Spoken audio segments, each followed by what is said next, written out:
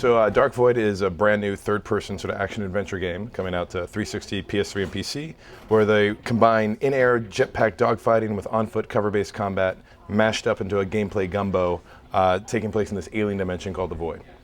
So one of the big things for us for Dark Void was play on perspective. We felt most games were hallways and rooms, so we ripped off the ceiling and get the player thinking in 360 degrees, primarily this Z-axis plane. So looking up, looking down, flying in the air, looking all around, and something unique we call vertical combat, where the player actually takes cover, flips it on its head, and can do ascents and descents up and down. So you really get that sense of vertigo.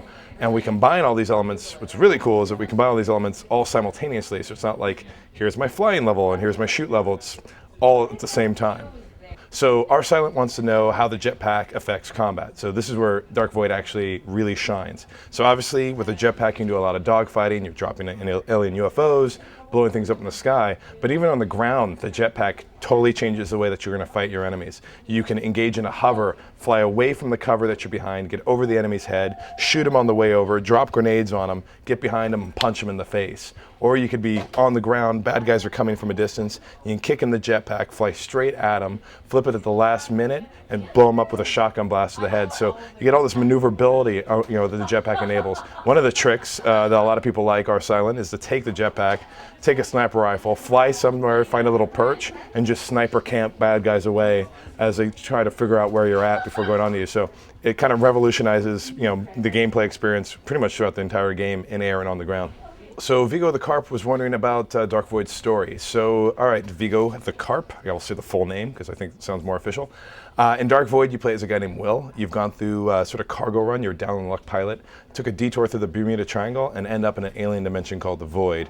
Once there, Will gets caught in a big adventure to try to get back home, right, get back to Earth. During the course of the story, he makes friends with Nikola Tesla. It's a little weird, but trust me, Vigo the Carp, you'll like it. It makes sense. Tesla builds Will's jetpack, and he sort of joins this resistance group to sort of fight the alien oppressors, the Watchers. And the story gets bigger from there. So Will first wants to get home. He doesn't really care about anything. Slowly he starts to become more and more the hero. So it becomes like, let's get everybody home. And let's get home and close the door to the Watchers so they can never get back to Earth ever again.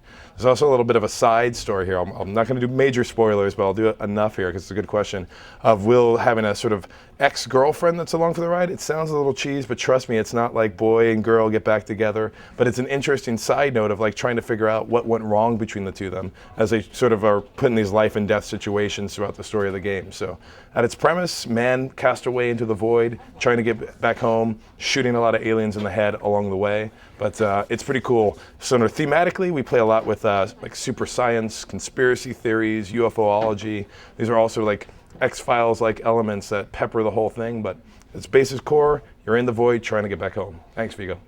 Hey, this is Morgan from the Dark Void team, and we're really looking forward to everyone being able to check out the game when it comes out on January 19th on Xbox 360, PS3, and PC, and hope you have fun in the skies. Thanks a lot.